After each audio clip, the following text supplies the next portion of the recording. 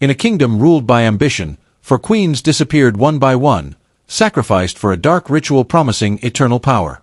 But when the youngest wife uncovered the horrifying truth, the throne itself began to crumble. This is the chilling true story of betrayal, madness, and the ghosts that still haunt the ruins of a fallen palace. At the center of this stands a king, a ruler whose name once inspired both loyalty and fear. He was a man of sharp mind and boundless ambition, his eyes always fixed on the horizon, always seeking more. To his subjects, he was a strong and decisive leader, a figure draped in fine robes and crowned with the weight of 1,000 decisions. But to those closest to him, he was something else entirely, a man driven by a hunger for power that knew no bounds. A king determined to carve his name into the very stones of history, no matter the cost. Beside him, his first wife, a queen of rare loyalty and wisdom. She had stood beside him for years, through wars and peace, through famine and feast. She was a pillar of the court, respected for her sharp mind and steady hand. Known for her quiet strength, she often advised the king on matters of state, her words shaping the course of the kingdom. To the people, she was a symbol of stability, a queen who understood the weight of the crown and wore it with grace. But even the strongest pillars can crack under the strain of hidden secrets. The second wife was a different force altogether.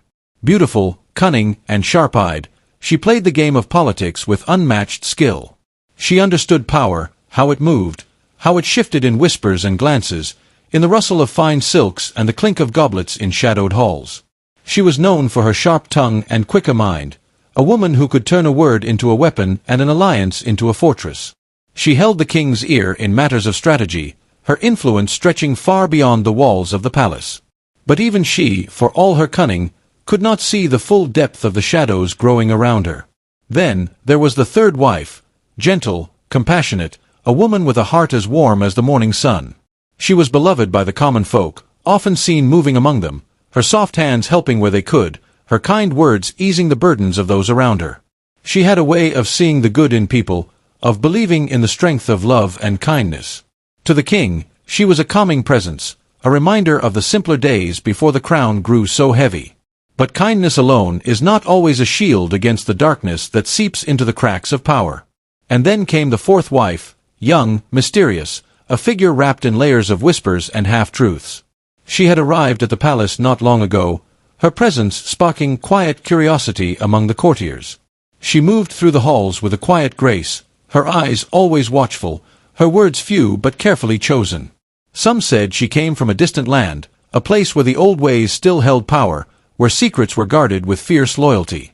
Others whispered of darker things, of hidden pasts and long-forgotten debts. To the king, she was a new flame in the dim halls of his aging palace, a fresh breath of life in a place where shadows had grown long. But even the brightest flame can cast the darkest shadow. And finally, the king's most trusted advisor, a man known for his sharp mind and silver tongue. He had been at the king's side for years, his whispered counsel shaping the rise and fall of countless lives. He moved like a ghost through the palace, his face often hidden beneath a deep hood, his eyes always watching, always calculating. He had the king's ear in all things, his influence stretching into every corner of the court.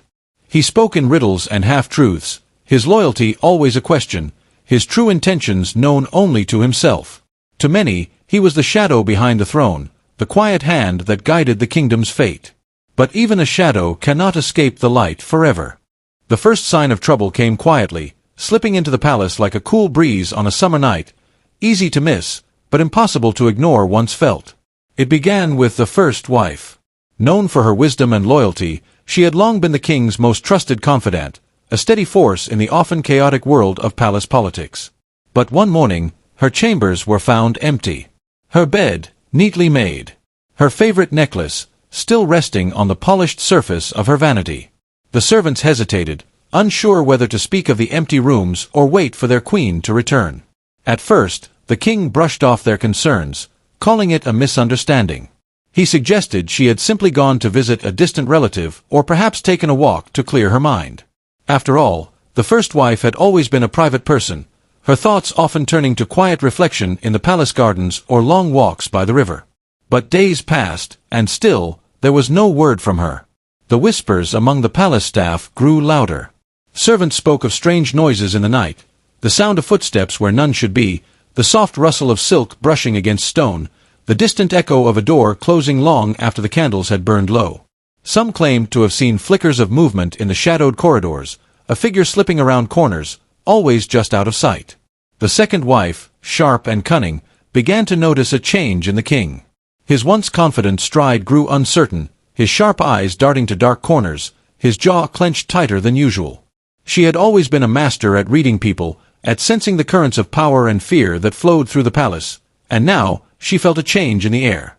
She watched as the king's temper grew shorter, his patience with even his closest advisers wearing thin.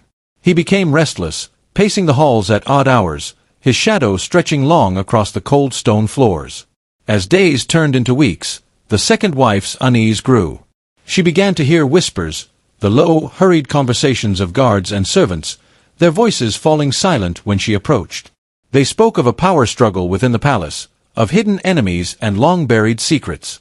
Some whispered that the first wife had not simply disappeared, but had been taken, her voice silenced, her presence erased. It was around this time that the third wife, the kind-hearted queen known for her gentle nature, began to feel the chill as well. She had always trusted in the strength of her family, in the bonds of love and loyalty that held the palace together, but now she felt those bonds beginning to fray. She noticed small, unsettling details, the way the garden flowers seemed to wilt before their time, the strange marks etched into the soft earth near the old fountain, the hurried, nervous glances exchanged by the palace maids. One night, as she walked the quiet paths of the palace gardens, hoping to clear her troubled mind, she stumbled upon a small, twisted shape nestled among the roots of a gnarled old tree, a bracelet, its delicate chain broken, the small, engraved charms caked with mud. She recognized it at once. It had belonged to the first wife, a gift from the king on their 10th anniversary.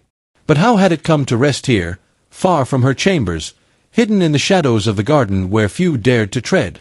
She bent down to pick it up, her fingers trembling as she turned it over in her hands, her mind racing with questions she dared not voice. She slipped the bracelet into the pocket of her gown and hurried back to her chambers, her heart pounding in her chest, the soft rustle of her skirts sounding loud in the empty halls. The fourth wife, young and sharp-eyed, sensed the tension as well. She had come to the palace not long ago, her presence a fresh note in the often solemn music of royal life. But even she could not ignore the unease creeping through the palace walls.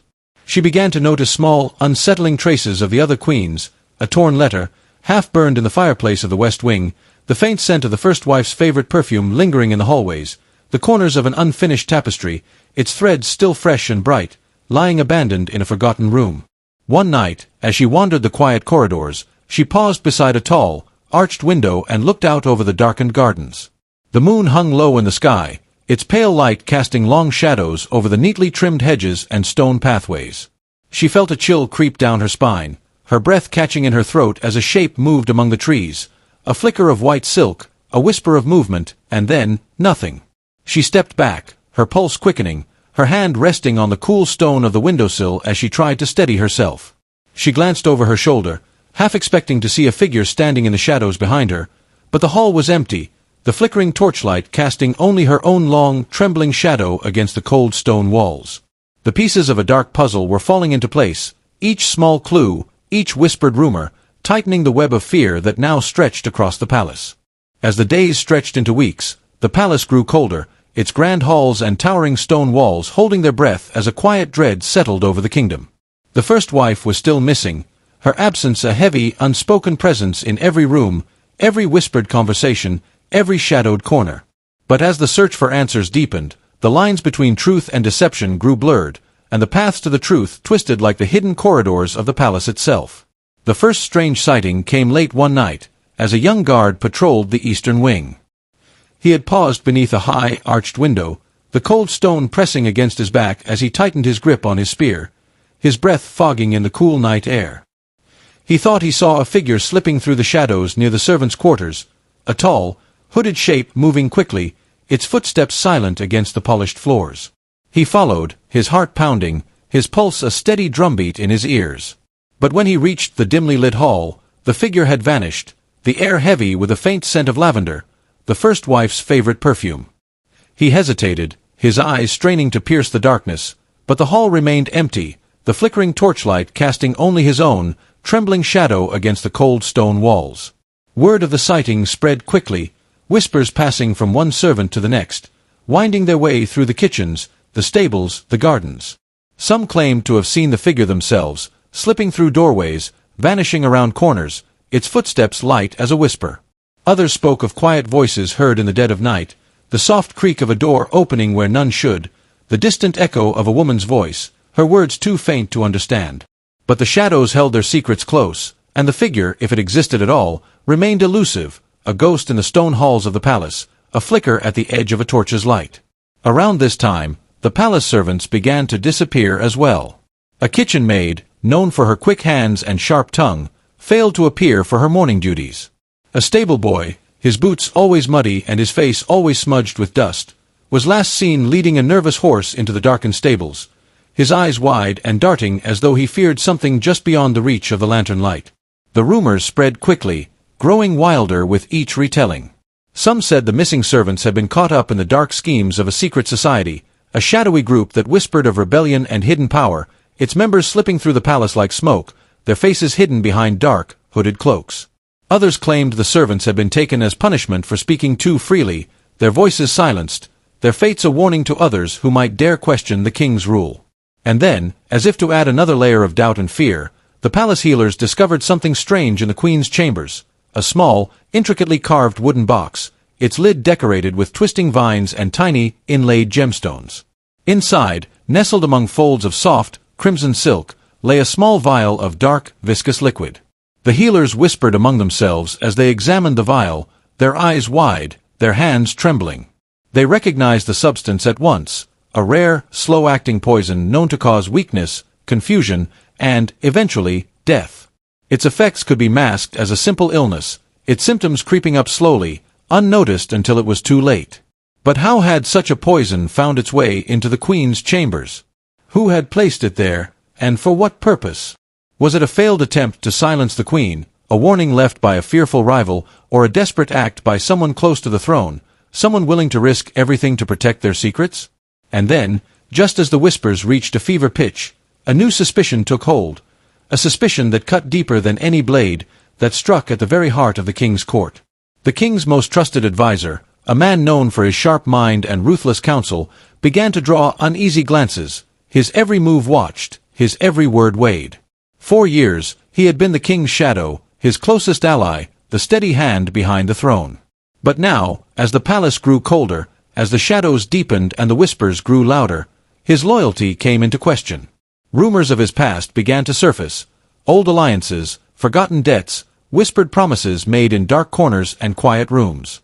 Some spoke of a secret pact, a hidden agreement forged in blood and bound by unspoken oaths.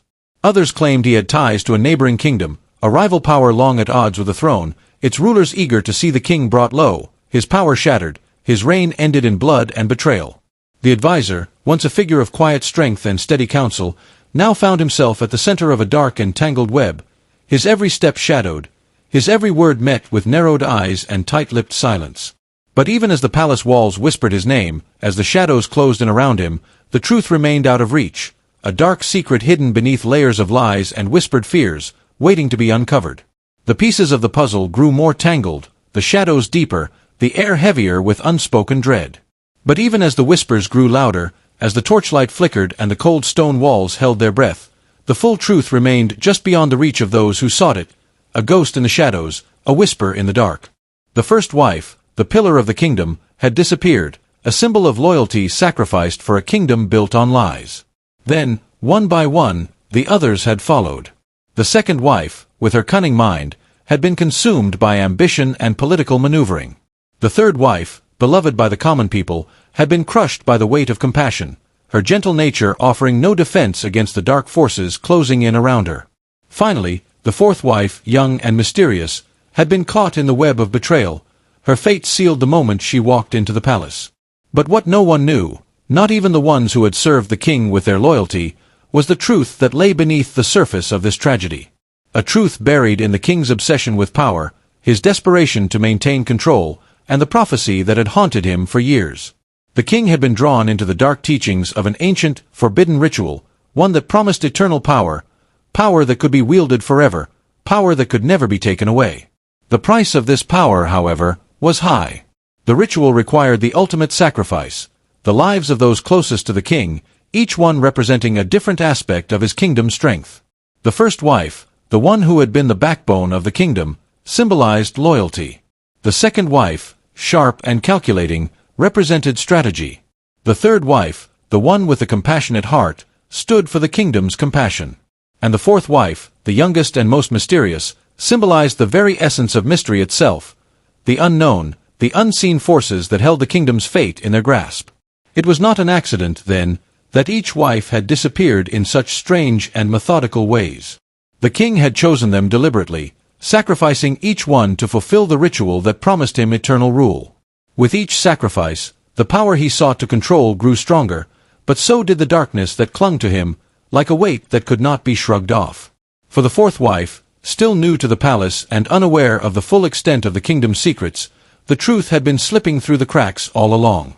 She had found the broken bracelet, the torn letter, the unfinished tapestry. She had heard the whispers, sensed the tension in the air, and watched as the walls around her slowly closed in. But nothing could prepare her for the revelation that would come next. One night, as the moonlight streamed through the high windows of the king's chamber, the fourth wife finally understood. She saw the truth behind the king's eyes, the madness that had begun to take root, and the darkness that had infected him. The king, a man she had once admired, a ruler she had once hoped to stand beside, was no longer the same. He had become a shell of the man he used to be, driven by a need for power that had overtaken everything else, even the love he had once sworn to give his wives. It was then that she realized the king was not the only one who had manipulated the events leading to the sacrifices. There had been another player, another figure pulling the strings from the shadows. The trusted advisor, the one who had always been by the king's side, had known from the beginning what the king needed to do to secure his eternal reign. The advisor had whispered into the king's ear, filling his mind with promises of invincibility, of immortality, convincing him that the sacrifices were necessary for the kingdom to survive. He had convinced the king that only through this dark ritual could he maintain control, that without the sacrifices, the kingdom would crumble, and all the power he had worked so hard to attain would slip through his fingers. The advisor's influence had been subtle at first, almost imperceptible. But as the king grew more obsessed with the prophecy, as he became more desperate for the power he believed was his destiny, the advisor's whispers had become louder, more convincing, until they could no longer be ignored. The advisor had manipulated the king into believing that the sacrifices were the only way to secure the future, to ensure that his rule would be eternal, that no enemy could ever take his throne.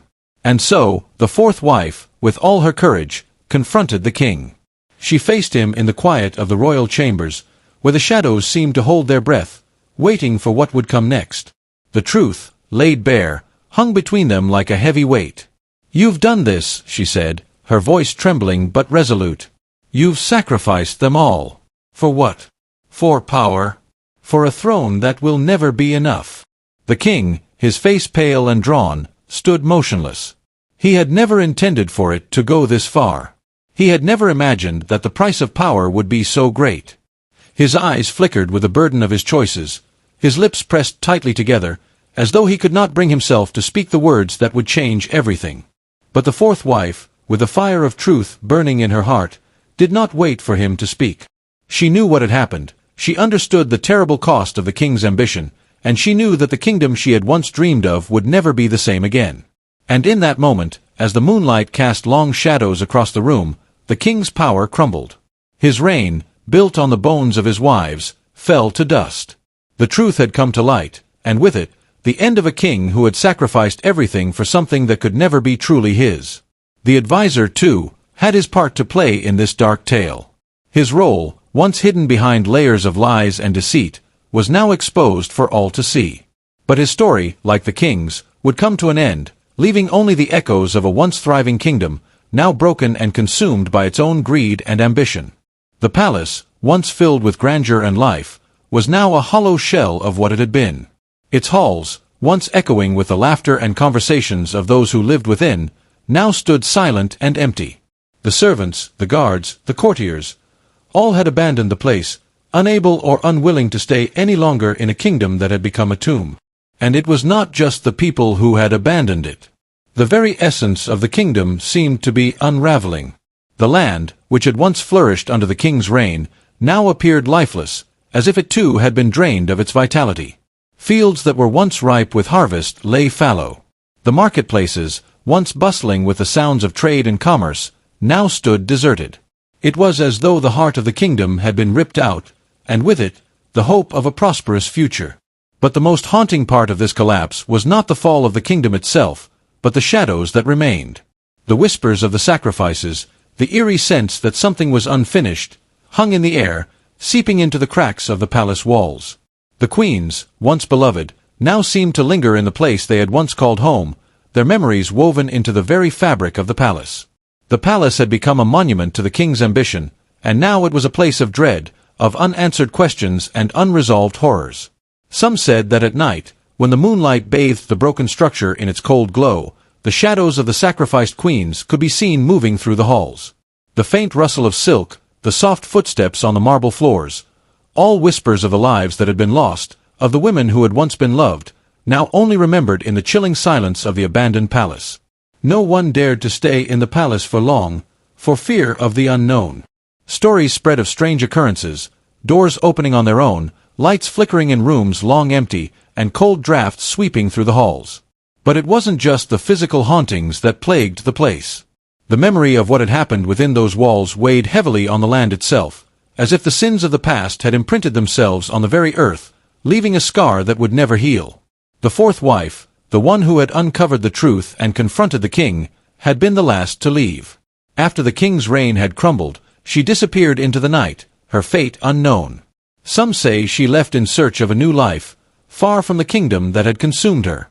Others say she vanished into the wilderness, unable to live with the knowledge of what had happened, unable to bear the weight of the betrayal. But no one truly knew what had happened to her. Perhaps, like the others, she had become another ghost in the kingdom's long, tragic history. Her presence, though, was never truly gone. She was remembered in whispers, in quiet conversations about the brave woman who had uncovered the terrible truth. The king, once a mighty ruler, was left to face the consequences of his actions. Stripped of his throne, his power, and his dignity, he was forced to live out his days in obscurity. His name, once spoken with respect and reverence, was now muttered with disdain and fear.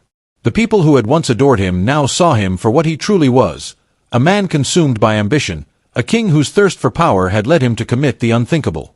But for all the shame he endured in the years that followed, there was one thing that would never leave him: the ghosts of his queens. No matter where he went, no matter how far he traveled to escape the memories, they were always with him. The first wife, the second, the third, and the fourth. Their faces haunted him in his dreams, their voices echoing in his mind, accusing him of his sins. The legacy of the king, the legacy of his reign, was one of fear. The palace stood abandoned, a crumbling monument to a man who had sacrificed everything for a fleeting dream of eternal power. Its walls, cracked and broken, seemed to remember the lives that had been lost within them. The stories of the sacrificed queens would live on in the minds of those who had witnessed the rise and fall of the kingdom. And as the moonlight cast its cold glow over the ruins of the once great palace, the shadows of those lost queens seemed to stretch further and further, as if they were reaching out, not just for the past, but for the future. The palace, the throne, and the king were gone, but the truth of what had happened would never be forgotten. It would live on, lingering in the air, a reminder of the price of ambition, of the cost of power, and of the lives that were lost along the way. And so, a king's thirst for power turned his palace into a graveyard, his throne a symbol of betrayal, forever haunted by the ghosts of the women he once called his queens. Like, subscribe, and hit the bell icon for more deep dives into the world's most chilling mystery cases. Share your thoughts in the comments below.